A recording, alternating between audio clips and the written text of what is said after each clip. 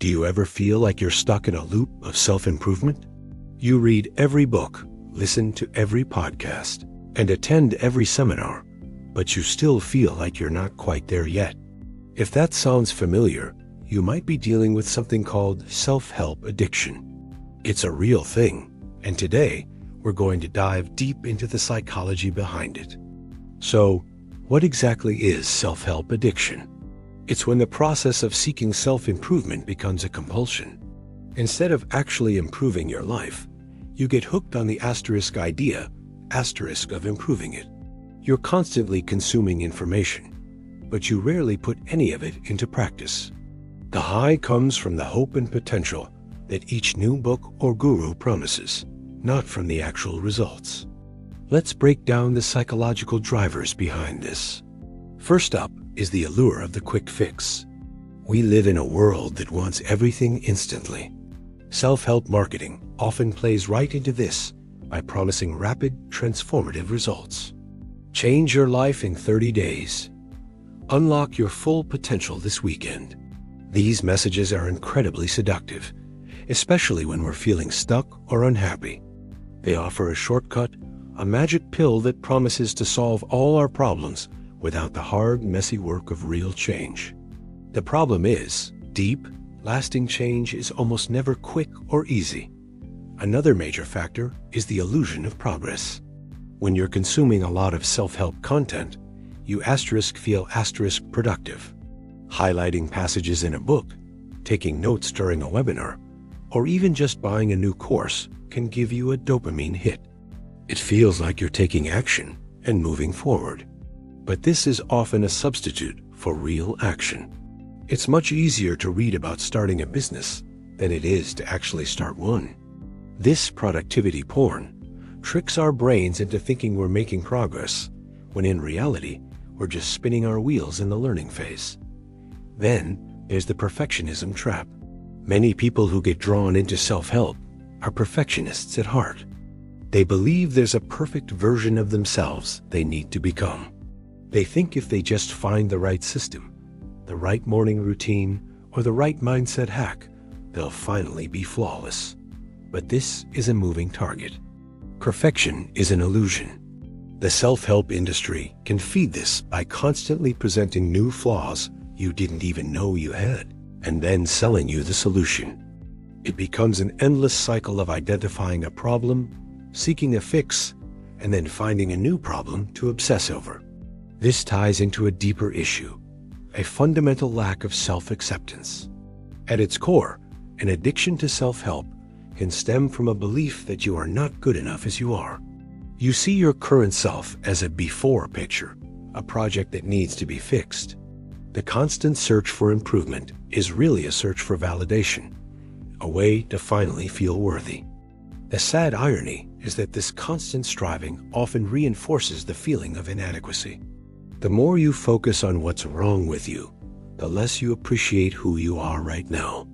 True growth comes from a place of self-acceptance, not self-rejection. So, how do you know if you've crossed the line from healthy self-improvement to an unhealthy addiction? Here are a few signs to watch for. First, you spend more time learning than doing. Your bookshelf is overflowing, but your life looks pretty much the same. Second, you feel a constant sense of urgency and anxiety. You're always on the hunt for the next big thing that will finally change everything, and you feel anxious if you're not actively consuming self-help content. Third, you're a guru hopper. You jump from one expert to another, adopting their philosophies wholesale, only to discard them when the next charismatic leader comes along. You're looking for someone to give you all the answers instead of trusting yourself to find them. And finally, you feel guilty when you're not working on yourself. You can't just relax and enjoy life because you feel like you should be using that time to become better. If this is resonating with you, please don't feel discouraged. Recognizing the pattern is the first and most powerful step toward breaking free. So, what can you do? The key is to shift your focus from learning to living. First, take an information detox seriously. Put away the books, unsubscribe from the newsletters, And pause the podcasts for a set period of time, maybe a week, maybe a month. Give your mind a chance to rest and integrate what you've already learned. You'll be surprised how much clarity this can bring. You have enough information already. Now it's time to use it. Next, pick just one and only one thing you want to work on. Not 10, not 5, just one. Maybe it's waking up 15 minutes earlier, or going for a walk every day, or starting that creative project. Make it small, specific, and achievable. Then, focus all your energy on implementing that one thing. Forget everything else. The goal here is to build momentum through action, not through more learning. True confidence comes from keeping promises to yourself, no matter how small. Another powerful step is to practice self-compassion. This is the antidote to the feeling of not being good enough. Instead of criticizing yourself for not being perfect, treat yourself with the same kindness you would offer a good friend. Acknowledge that you're doing your best. Celebrate small wins. Understand that setbacks are a normal part of any growth journey. Growth isn't a straight line to the top. It's a messy, winding path. The work isn't about becoming a new person, but about becoming more of who you already are. Finally, reconnect with the real world. Spend time with loved ones, get out in nature, pursue a hobby just for fun, not for self-optimization. Life isn't a problem to be solved. It's an experience to be lived. The most profound moments of joy and connection rarely come from a productivity hack or a 5-step formula. They come from being present and engaged in your own life. Remember that you are already whole and worthy right now, in this moment. The journey of self-improvement should be an enhancement of your life, not a replacement for it. If you feel like these patterns are deeply ingrained and you struggling to break free on your own, please consider talking to a therapist or a professional counselor. They can provide a safe space and expert guidance to help you navigate these feelings and build a healthier relationship with yourself. There is incredible strength in asking for help.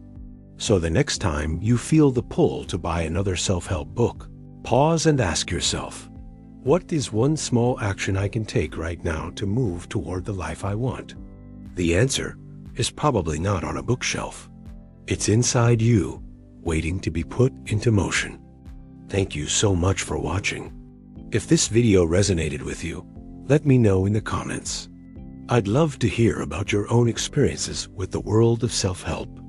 And don't forget to like and subscribe for more content that's about living your life, not just planning it. See you in the next one.